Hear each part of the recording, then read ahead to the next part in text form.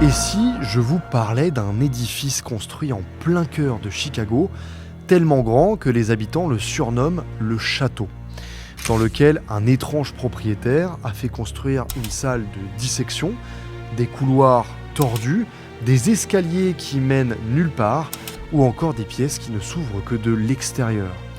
Un lieu conçu, dit-on, pour piéger et tuer des centaines de clients qui ne cherchaient qu'à passer une nuit tranquille dans ce qui semblait être un hôtel respectable. Ça ressemble à un scénario de film d'horreur, et pourtant, cette histoire a bel et bien hanté les colonnes des journaux de la fin du 19e siècle. Elle est attribuée à un certain H.H. Holmes, considéré comme le premier tueur en série américain de l'ère moderne. Grâce à la presse de l'époque, l'histoire d'Holmes s'est muée en véritable légende noire, une version amplifiée et romancée qui dépasse probablement la réalité, car la vérité, elle, est bien plus nuancée.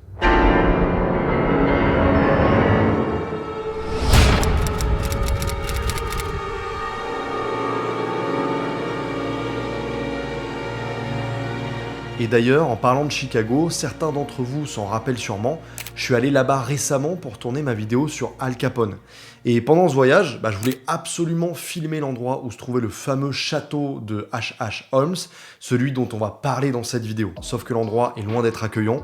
Le Murder Castle se situait à Englewood, qui est considéré comme l'un des quartiers les plus dangereux de Chicago, avec un taux de criminalité extrêmement élevé. D'ailleurs, avec mon cadreur-monteur Raphaël, on a même discuté avec un Américain qui habitait à Chicago.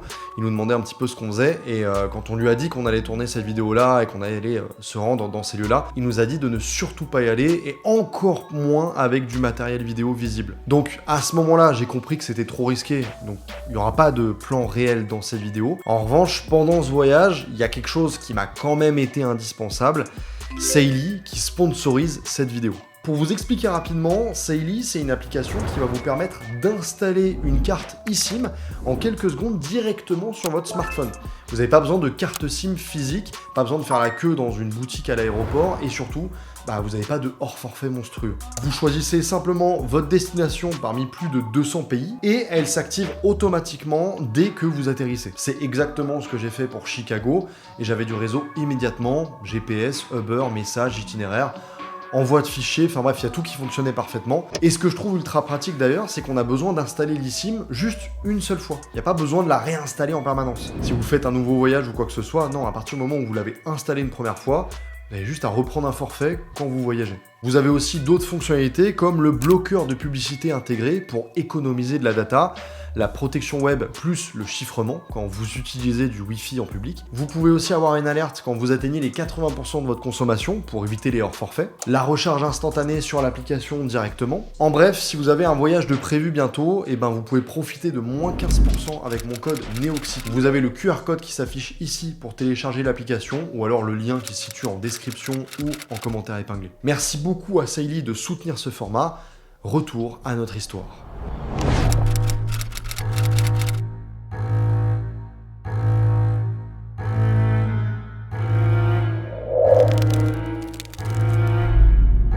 En 1860, à Gilmanton dans le New Hampshire, Theodate Page Price et Levi Horton Mudgett accueillent leur premier jeune enfant, Herman Webster Mudgett, le cadet d'une fratrie de 4. La famille Mudgett mène une vie modeste et tranquille dans une ferme. Le petit Herman grandit et évolue dans la vie sans qu'aucun comportement suspect ne puisse présager au pire. Mais lorsqu'il a 5 ans, un événement va, selon lui, il l'explique dans ses mémoires, changer sa vie. Pour se rendre à l'école, il emprunte le même chemin tous les jours.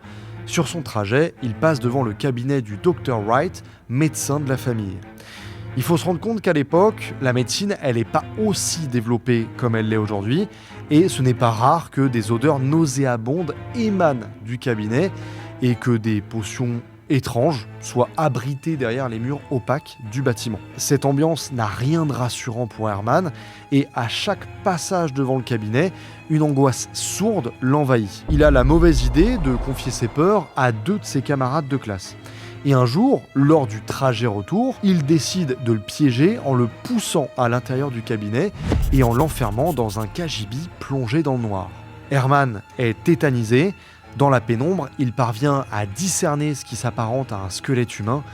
Pris de panique, il hurle de toutes ses forces, mais personne ne l'entend. Il explique dans ses mémoires que plus les heures passent, plus la peur laisse place à la fascination. Il se met à observer la silhouette d'os longuement, ressentant une sensation comme il n'en avait jamais ressenti auparavant.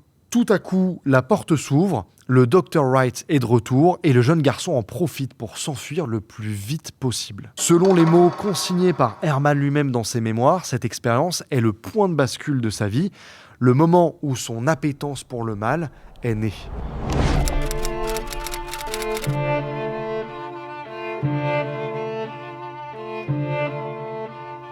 Pourtant, durant les années qui suivent, il ne se passe pas grand-chose d'exceptionnel dans sa vie. L'été, il aide ses parents dans la ferme familiale avant de retourner à l'école en hiver. Il adore la lecture et passe des heures plongées dans les folles histoires de Jules Verne ou encore celles d'Edgar Allan Poe, considéré par certains comme l'inventeur des romans policiers. Aucun comportement étrange n'est à signaler, si ce n'est une obsession presque malsaine pour l'argent. À tel point qu'il prend l'habitude de se servir dans la caisse de son employeur, un cordonnier chez qui il travaille en tant que saisonnier. Il s'avère que Mudgett est plutôt doué dans les études et se fixe comme objectif de quitter le New Hampshire afin d'y poursuivre un cursus de médecine. À 18 ans, Herman apparaît comme un jeune homme bien élevé, brun aux yeux bleus, moustachu, doté d'une voix douce et d'une grande facilité d'élocution. Un mélange qui ne manque pas de plaire aux femmes. Il use de son charme pour séduire Clara A. Lovering, 18 ans, fille d'un riche citoyen de Loudon dans le New Hampshire. Cette dernière s'enfuit avec son bien-aimé et l'épouse le 4 juillet 1878. Herman ne perd toutefois pas de vue son rêve de poursuivre des études de médecine et, soutenu par sa compagne, il rejoint en 1879 l'université de Burlington dans le Vermont, à environ 250 km du New Hampshire. Un an plus tard, en 1880, Clara donne naissance à leur fils, Robert. Lors de son séjour à Burlington, il loue une chambre dans un logement qu'il partage avec d'autres étudiants. Ces derniers se plaignent des odeurs qui émanent de la chambre d'Herman, qu'il utilise en guise de laboratoire pour réaliser des expériences chimiques. S'ajoute à cela une histoire rapportée par la propriétaire du logement de l'époque, Madame Brew, qui affirme qu'il aurait un jour ramené le cadavre d'un nouveau-né afin de le disséquer avant de le cacher sous son lit. Cette anecdote, elle n'a pas été certifiée par des documents officiels, mais ça commence à en dire long sur la personnalité d'Herman. Pendant presque 2 ans, il enchaîne les petits boulots, donc notamment dans les épiceries entre autres, afin de subvenir aux besoins de sa jeune famille. Il ambitionne de s'inscrire à l'Université du Michigan en 1882 afin de poursuivre ses études au sein de la faculté de médecine, réputée pour mettre l'accent sur les dissections. Herman Mudgett et sa petite famille déménagent alors à Ann Arbor dans le Michigan. Mais après une première année compliquée, Clara met fin à leur relation à cause de violences conjugales. Libre de toute contrainte, il peut à présent se consacrer à ses activités criminelles et à ses arnaques. En effet, c'est à partir de ce moment qu'Herman commence réellement à mettre en place des pratiques sordides et monter des arnaques aux assurances-vie. Tout ça dans le but de satisfaire ses besoins favoris, la dissection et l'argent.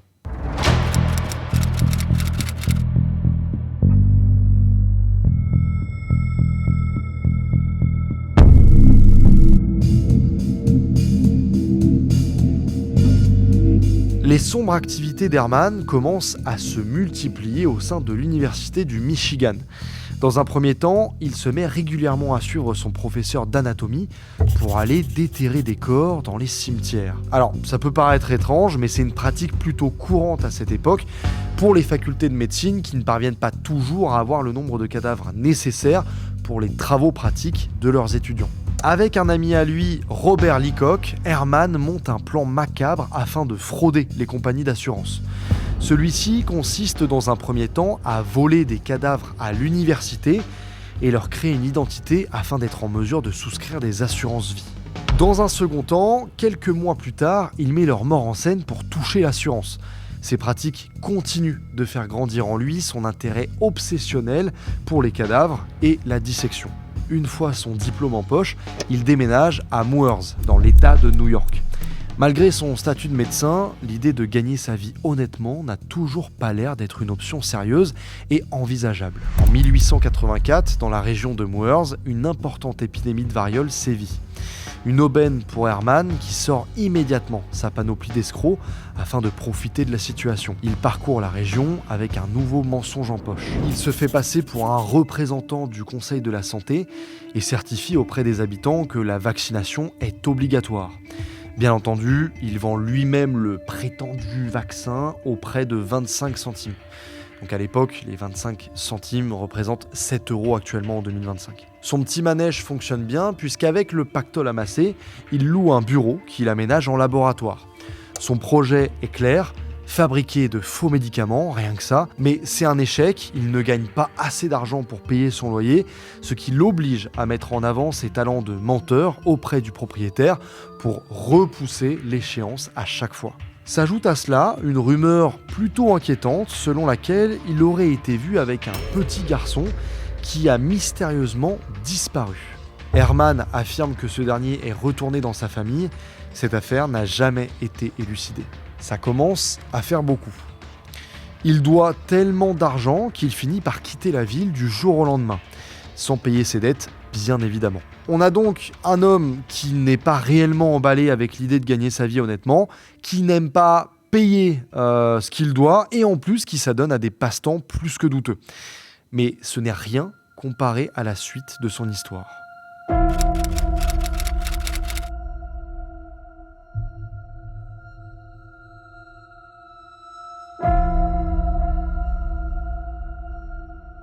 Nous sommes désormais en 1885, Herman Mudgett a beaucoup de dettes et sa réputation n'est pas au beau fixe. C'est à ce moment qu'il décide de changer de nom pour celui qu'on connaît aujourd'hui, Henry Howard Holmes. H.H. Holmes. Jusqu'en 1886, il va se rendre dans plusieurs villes comme Philadelphie ou Minneapolis. C'est à cette période qu'Holmes va faire la rencontre de sa future seconde femme, Myrta Z. Belknap. Il s'installe à Wilmette, dans la banlieue de Chicago, et Holmes trouve un travail dans la pharmacie du docteur Holton, dans le quartier d'Englewood. Ça fait pas mal de noms et de références à retenir, je vous l'accorde. En 1887, il décide de se marier à Myrta, mais petit problème, il est toujours légalement marié à Clara. Ils ont jamais divorcé et Holmes a donc officiellement 2 femmes. Ces changements d'identité récurrents et ces mensonges rendent difficile sa traçabilité par les autorités. À cette époque, le docteur Holton est gravement malade. Cloué au lit, il souffre d'un cancer de la prostate au stade terminal. Madame Holton, étant très satisfaite du travail de son nouvel assistant et ayant pleinement confiance en lui, délègue la gestion de la pharmacie à Holmes afin de pouvoir rester auprès de son mari et l'accompagner dans ses derniers instants. Quelques mois après le décès du docteur Holton, certains voisins s'interrogent de ne plus voir sa femme dans l'officine. Holmes explique qu'il a proposé de lui racheter la pharmacie à crédit à hauteur de $100 par mois, ce qu'elle a accepté. Selon lui, rester à Chicago était trop dur à vivre pour elle et elle a donc décidé de quitter la ville. C'est en tout cas les raisons que reçoivent les membres de sa famille par courrier. Des lettres qui, bien entendu, sont envoyées par Holmes lui-même afin de balayer les suspicions à son égard, évidemment. Tout se passe comme prévu, Holmes devient l'heureux propriétaire de la pharmacie d'Englewood. Selon certaines sources, Holmes revend la pharmacie quelque temps après à un jeune couple de pharmaciens. Cette vente, cumulée à des emprunts frauduleux et aux multiples escroqueries mises en place depuis plusieurs années maintenant, lui permet d'acheter le terrain vague en face de la pharmacie dans le but d'y faire construire un gigantesque édifice. La construction débute entre 1887 et 1888. Les habitants du quartier voient alors s'élever au coin de la 63e rue et de Wallace Avenue une immense bâtisse de 2 étages ressemblant à un château. Holmes a pour projet de créer un bâtiment commercial et résidentiel.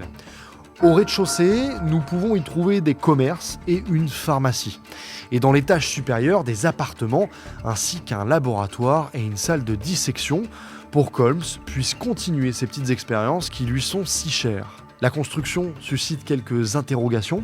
En effet, seul Holmes est en possession des plans et ne travaille pas avec un seul et même architecte comme cela se fait habituellement. Différentes équipes d'architectes et d'ouvriers se succèdent très régulièrement et les plans sont parfois changés en cours de chantier. Ça lui permet de s'assurer que personne n'a vu complètement l'intérieur.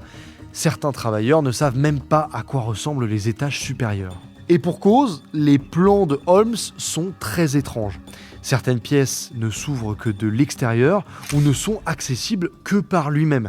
Des escaliers sont montés mais ne mènent nulle part. Mais le résultat est grandiose. La bâtisse est composée de tours comme un véritable château. L'intérieur est fabriqué avec des matériaux nobles comme du marbre, du cuivre et des vitraux. Les magasins et appartements sont équipés de technologies et d'inventions en avance sur leur temps. Le projet s'inscrit parfaitement dans l'important mouvement de rénovation de la ville, car en 1871, un gigantesque incendie ravage une partie de Chicago, dont la plupart des bâtiments étaient en bois. L'incendie laisse derrière lui plusieurs hectares de terrain vague, offrant des opportunités uniques aux meilleurs architectes pour faire de Chicago un modèle de modernité urbain. Holmes poursuit donc tranquillement ses petites affaires criminelles, et probablement meurtrières, en plein milieu de la ville la plus moderne du pays. Quelques petites rumeurs circulent sur la construction du château, notamment sur des potentielles disparitions d'ouvriers, mais rien n'a pu être confirmé. Toujours adepte des escroqueries à l'assurance notamment, il développe son petit business en possédant plusieurs affaires comme une manufacture de cigares, un magasin de bonbons, sous faux nom bien entendu, une fabrique de verres courbés et également quelques appartements.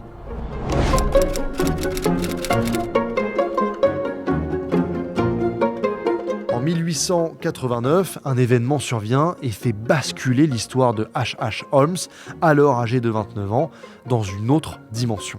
Le Congrès américain vote pour attribuer l'exposition universelle pour célébrer les 400 ans de l'arrivée de Christophe Colomb après une bataille entre New York, Washington, Saint-Louis et Chicago. C'est finalement Chicago qui est officiellement choisi en 1890. La World's Columbian Exposition se tiendra à Chicago du 1er mai au 30 octobre 1893. Mais qu'est-ce que c'est concrètement l'exposition universelle ? L'exposition universelle de 1893 à Chicago a été organisée pour célébrer, comme je viens de le dire, le 400e anniversaire de l'arrivée de Christophe Colomb en Amérique, mais aussi pour montrer au monde les progrès industriels, scientifiques, artistiques et culturels des États-Unis. Son objectif était de démontrer la puissance, l'innovation et la modernité de Chicago, une ville en pleine renaissance après le grand incendie de 1871, tout en impressionnant les visiteurs venus du monde entier. Sur les rives du lac Michigan, des hectares entiers se transforment en une ville éblouissante surnommée la White City. Des bâtiments gigantesques aux façades sculptées, des dômes imposants et des colonnes majestueuses illuminées par la lumière électrique, formant un spectacle sans précédent. Chaque pavillon a sa fonction, présenter les dernières machines et innovations industrielles, exposer les arts et la culture, montrer les avancées scientifiques ou encore divertir avec des attractions comme le Midway Plaisance. Les visiteurs déambulent fascinés par la grandeur, la modernité et le faste de ce monde éphémère. D'ailleurs, petite anecdote, c'est lors de cette exposition que la première grande roue a vu le jour. Elle mesurait 80 mètres de haut et fonctionnait grâce à 2 moteurs à vapeur. Les visiteurs n'avaient qu'à débourser 50 cents pour tester cette attraction, la plus haute de l'exposition. Autre invention présente, un trottoir roulant de plus de 700 mètres. Bon, il tombait souvent en panne, mais ça démontrait quand même déjà les progrès technologiques de l'époque. Maintenant, revenons à notre charlatan, parce que l'officialisation de la tenue de l'exposition à Chicago ne tombe pas dans l'oreille d'un sourd. C'est une aubaine pour un tel escroc qui voit là une occasion en or de gagner encore plus d'argent. Mais alors, de quelle manière ?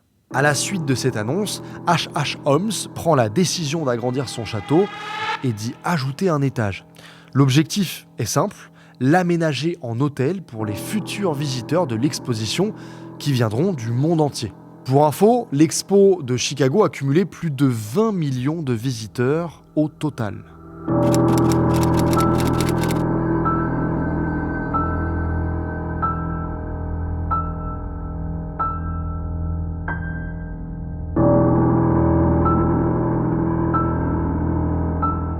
En attendant, Holmes se sert de son château pour continuer ses petits jeux avec les assurances. Un jour, il achète un coffre-fort à crédit qu'il n'a bien évidemment pas l'intention de rembourser. L'entreprise qui lui a vendu l'avertit qu'elle va venir le récupérer.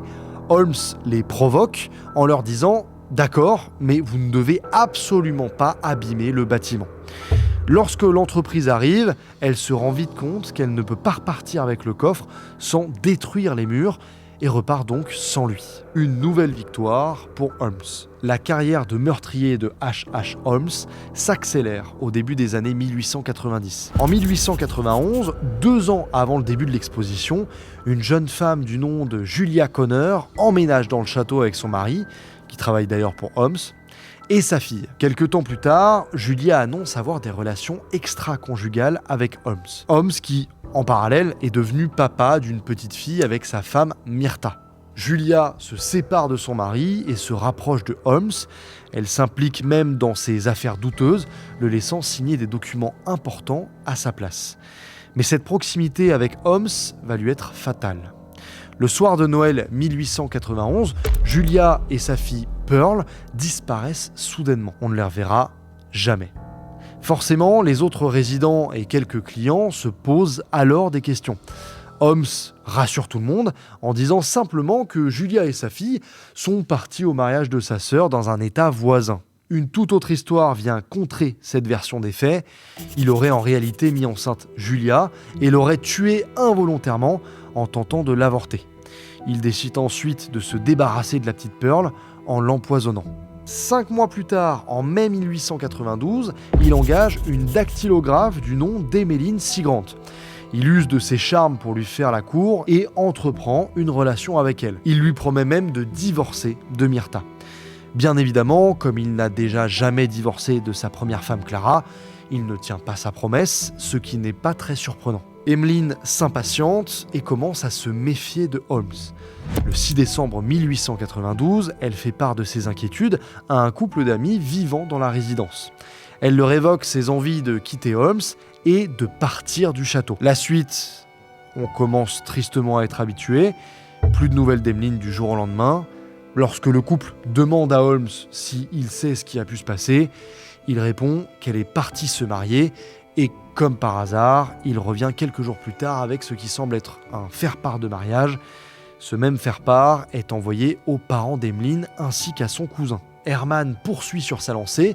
Il rencontre en janvier 1893 Minnie Williams dans un autre état en se présentant sous le nom d'Harry Gordon. Suite au décès de son frère, alors certains parlent d'un frère, d'autres d'un oncle, on ne sait pas vraiment, Minnie vient d'hériter d'une belle somme d'argent et d'un terrain à Fort Worth, au Texas. Elle décide donc de déménager à Chicago avec ce fameux Harry Gordon. Elle apprend quelques temps après que ce n'est pas son vrai nom. Mais il est trop tard, Holmes parvient à garder sa confiance grâce à son expérience de manipulateur. Il la convainc même de lui confier la gestion du terrain dont elle vient d'hériter. Afin de ne pas se faire suspecter ou se faire prendre, il fait appel à son ami Benjamin Pietzel qui fera office de prête-nom pour signer les documents. Il engage Minnie comme sténographe. Donc, un sténographe, c'est un scribe qui écrit très très vite. Et se sert de son nom pour acquérir des biens immobiliers, dont la nouvelle maison qu'il a fait construire à sa femme Myrta, avec qui il est toujours marié, je le rappelle. Une fois n'est pas coutume, il ne paye pas certains matériaux de construction de la maison, mais comme tout est au nom de Minnie, c'est elle qui est recherchée par les autorités. Ils décident alors d'emménager tous les deux en secret dans un appartement. Entre-temps, Holmes continue ses petites escroqueries. Il encaisse des chèques destinés à Minnie, il fait des emprunts en son nom, bref, il reprend vite ses vieilles habitudes. Minnie a une sœur jumelle, Nanny, qu'elle invite à séjourner chez elle en juin 1893, pour profiter notamment de l'exposition universelle. Du jour au lendemain, Nanny disparaît subitement, tout comme sa sœur Minnie, quelques temps plus tard. Le lendemain de sa disparition, des transactions financières étranges provenant des comptes de Minnie sont faites. Selon Herman, lorsque Nanny vient leur rendre visite, elle loge dans la chambre d'amis. Cette nuit-là, Minnie doit s'absenter et demande à Holmes de rester tenir compagnie à sa sœur. Nanny certifie que tout va bien et que si Holmes veut sortir, il peut très bien le faire. ce qu'il va faire d'ailleurs. Le lendemain, lorsque Holmes rentre, il trouve Minnie debout à côté du lit de Nanny. Selon lui, elle avait constaté que le lit conjugal n'avait pas bougé et que seul celui de Nanny avait été utilisé. Pour Holmes, elle en conclut que quelque chose s'est passé entre sa sœur et lui, ce qui l'a poussé à la tuer. Holmes affirme qu'il a aidé Minnie à cacher le corps dans une malle qu'ils ont jetée dans le lac Michigan. Il a ensuite demandé à Minnie de partir et de ne jamais revenir. Est-ce que cette histoire, c'est encore une fois un tissu de mensonges de la part de Holmes ? Les preuves ne sont pas assez suffisantes pour pouvoir le dire. Et c'est justement ce qui fait toute la complexité de cette affaire, puisqu'elle est très vieille.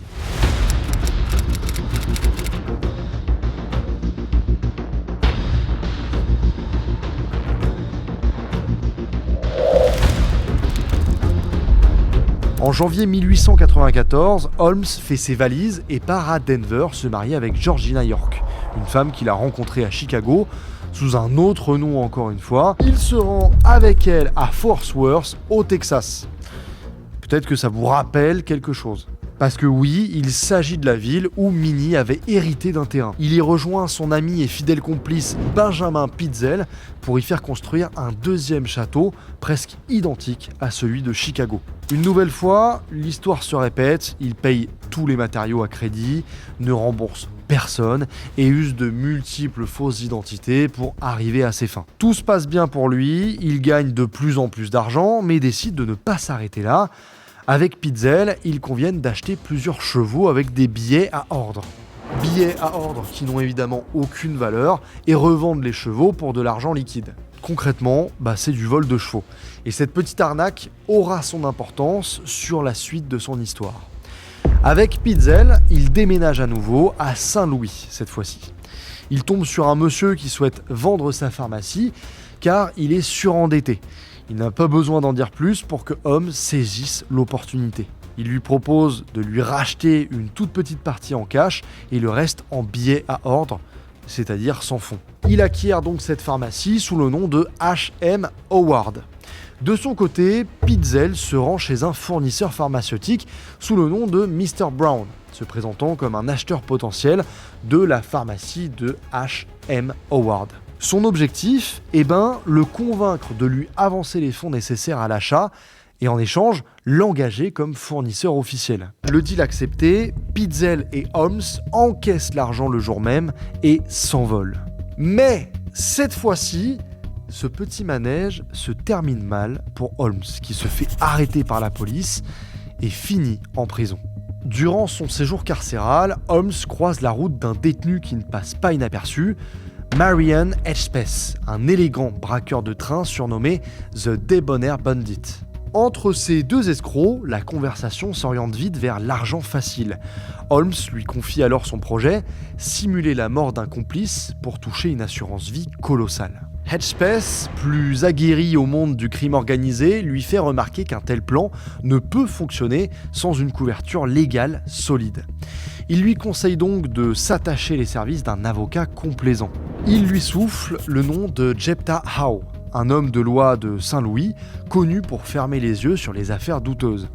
Holmes tient son idée, Hedgepeth lui donne les moyens de l'exécuter. Pour le remercier de ses conseils et du contact de l'avocat, Holmes lui promet une part du gâteau quand tout sera mis en place. Après un séjour d'1 mois derrière les barreaux, Holmes est libéré sous caution et part à Philadelphie en compagnie de Pitzel. Il fait souscrire à son complice une assurance vie d'un montant de $10,000, une somme qui ne paraît pas si élevée mais qui représentait aujourd'hui environ $350,000. Le plan est simple, se rendre dans le Mississippi, trouver un cadavre qui ressemble vaguement à Pitzel et simuler sa mort.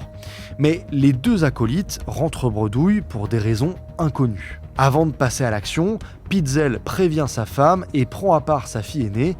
Il entame une étrange conversation avec elle. Il lui demande de ne pas s'inquiéter ni d'appeler la police si par hasard elle entend dire prochainement qu'il était mort. Et surtout, si elle doit identifier un corps, elle a l'obligation de dire qu'il s'agit de celui de son père, même si c'est pas vrai. À Philadelphie, Pitzel loue un local vide sous un faux nom, celui de Benjamin F. Perry. Il met en avant son commerce comme étant du conseil en dépôt de brevets. Un premier client se présente à la boutique et fait part à Pitzel de son envie de commercialiser une invention à lui. Il se voit donc régulièrement pour mettre en place son projet. Un jour de septembre 1894, le client se rend comme d'habitude dans la boutique, il monte à l'étage et fait la macabre découverte du corps sans vie de Pitzel, alias Benjamin F. Perry. Il est mutilé et son visage est très abîmé, marqué par des brûlures à l'acide. H.H. Holmes a trahi son ami et complice depuis plusieurs années. C'est bel et bien lui qui l'a tué. En voulant maquiller le meurtre en suicide, Holmes se trompe dans les mélanges des produits chimiques. Le résultat n'étant pas parfait, l'autopsie révèle que le décès est causé par une inhalation au gaz, ce qui sème le doute dans les esprits des enquêteurs, engagés par la compagnie d'assurance vie qui ne croit pas à la thèse du suicide. Holmes ne perd pas de temps et comprend qu'il faut vite lever les doutes sur l'identité du cadavre avant que cela ne lui retombe dessus. Il fait donc appel à son nouveau complice, l'avocat Jephthah Howe, que j'ai évoqué plus tôt, pour envoyer une lettre de Chicago qui atteste que la veuve du défunt, Carrie Pitzel, a confirmé sans aucun doute que Benjamin F. Perry était bien son mari. Comment justifier un nom différent de celui de Benjamin Pitzel ? Elle explique qu'il s'agissait d'un pseudonyme choisi par son mari et que les initiales de ce dernier étaient les mêmes que son nom initial. Elle évoque la souscription à l'assurance vie de son mari. Pour que celle-ci s'active, il est inscrit dans son règlement que le corps doit être identifié par une personne extérieure à la famille. Étant dans la combine, elle fait appel comme par hasard à Holmes, qu'elle présente comme un inventeur.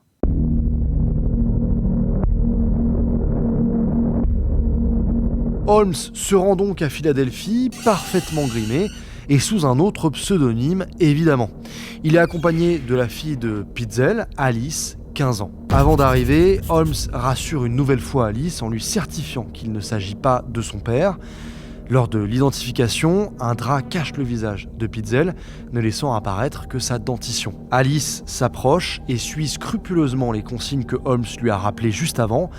Elle affirme qu'il s'agit bien de son paternel. Une fois sa mission accomplie, Holmes se rend à Saint-Louis pour rejoindre la veuve de Pitzel et encaisser le chèque de $10 000 de l'assurance. L'avocat Jephthah Howe prend $2 500 d'honoraires. Il reste donc $2 500 censés revenir à Carrie Pitzel, mais Holmes lui garde $6 500 sous prétexte que Benjamin lui devait de l'argent. Puis, il est pris d'un doute. Il craint que les enquêteurs découvrent rapidement la vraie identité du cadavre de Pitzel et que la famille du défunt découvre son plan macabre. Son doute se confirme, il apprend que des officiers de Fort Worth sont à Chicago pour l'attraper.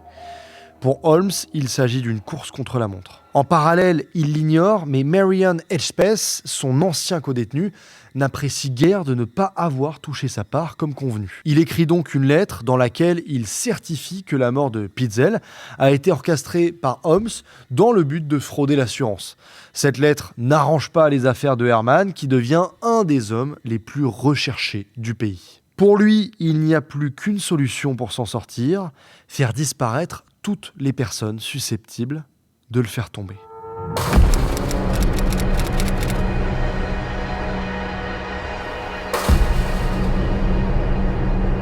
Il parvient à convaincre Carrie Pitzel de lui laisser la garde de 2 de ses 5 enfants, Howard et Nellie, afin de rejoindre leur sœur Alice à Indianapolis. Il loue une maison dans le quartier de Irvington, dans laquelle il s'arrange pour être seul avec le fils de Benjamin Pitzel, Howard. Un soir, il l'empoisonne, le démembre et jette ses restes dans la cheminée de la maison. C'est dans cette même cheminée que les enquêteurs trouveront plus tard les os du petit Howard. Une fois son horrible crime commis, il s'active pour aller à Détroit avec les 2 autres filles, Alice et Nellie, dans le but de les éliminer. Remarquant l'absence de leur frère, Holmes les rassure en leur disant qu'Howard a rejoint son amie Minnie, son ancienne compagne, qui a étrangement disparu. À peine arrivé à Détroit, Holmes se rend compte que les détectives à ses trousses ne sont plus très loin et décide de ne pas prendre de risques en restant dans la ville. Il part à Toronto au Canada avec les 2 filles. Il loue une fois de plus une maison, les tue de sang-froid et enterre leur corps dans la cave.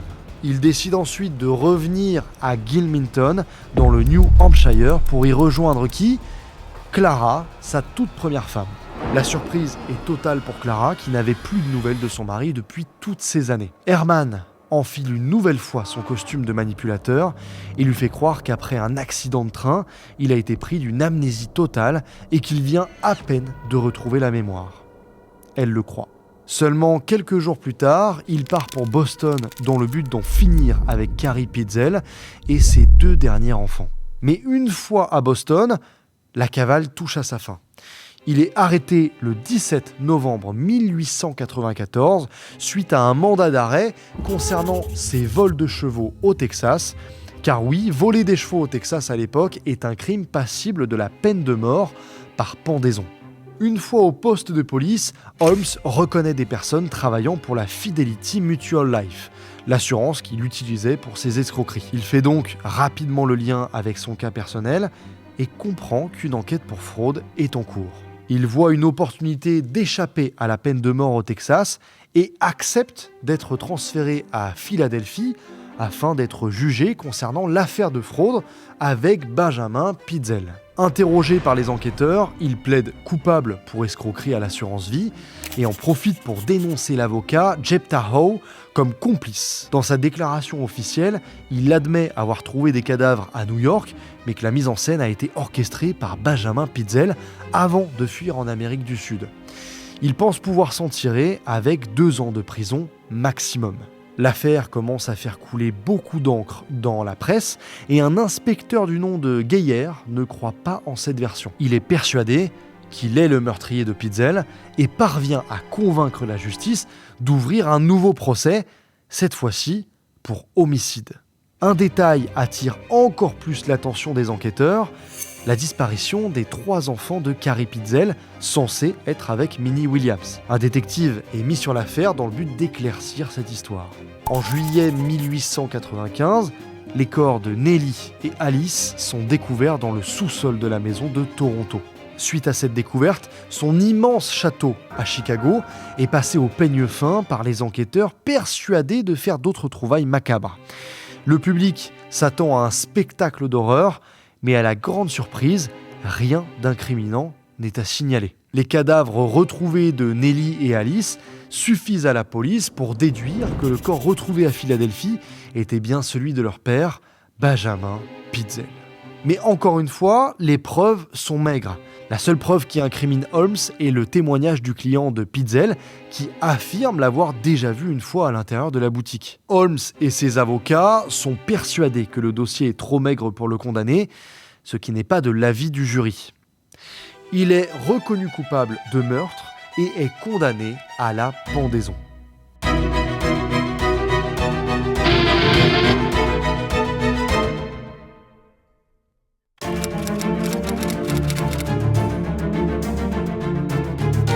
L'affaire fait tellement de bruit que Holmes reçoit toutes sortes de sollicitations. Certains proposent de le payer pour assister à son exécution, d'autres pour organiser ses funérailles, ou encore la presse locale qui lui offre une somme d'argent colossale pour lui laisser la possibilité de publier ses confessions dans le journal. Il accepte et avoue devant le monde entier avoir tué 27 personnes. Petit problème, 3 personnes de cette liste sont encore vivantes au moment de la parution de ses confessions dans un journal de Philadelphie. L'une d'entre elles va même se rendre au poste de police pour le confirmer. Ces mensonges vont bien évidemment remettre en doute toute son histoire et ses déclarations. Difficile donc de démêler le vrai du faux. 2 journaux semblent avoir eu le droit de publier de manière officielle ces confessions. Les autres, la presse sensationnaliste, entre autres, que l'on appelle la presse jaune, s'empare de l'affaire, saisissant l'opportunité de vendre énormément de journaux grâce à cette histoire. Ils se mettent à grossir et amplifier chaque détail des déclarations de Holmes. C'est à partir de ce moment-là que les fabulations sur la vie d'H.H. Holmes voient le jour. La presse jaune renomme le château de Chicago le Murder Castle et se met à inventer tout ce qui fait sa légende aujourd'hui. Des pièces insonorisées qui ne s'ouvrent que de l'extérieur, dans le but abominable de gazer ses occupants sans qu'ils ne puissent s'échapper. Des trappes sont dissimulées dans le château pour faire tomber les corps au sous-sol, dans lesquels il les dissèque. Puis, il les dissout dans des grandes cuves de javel ou d'acide. Des dizaines de mètres de couloirs forment des labyrinthes ou encore des escaliers qui ne mènent nulle part. Certains avancent même qu'il se serait servi de l'exposition universelle pour attirer les gens dans son château et commettre plus de 200 meurtres. Le 7 mai 1896, Herman Holmes s'avance d'un calme olympien sur la Potence. À 10h12, il est pendu dans la prison de Moyamensing à Philadelphie.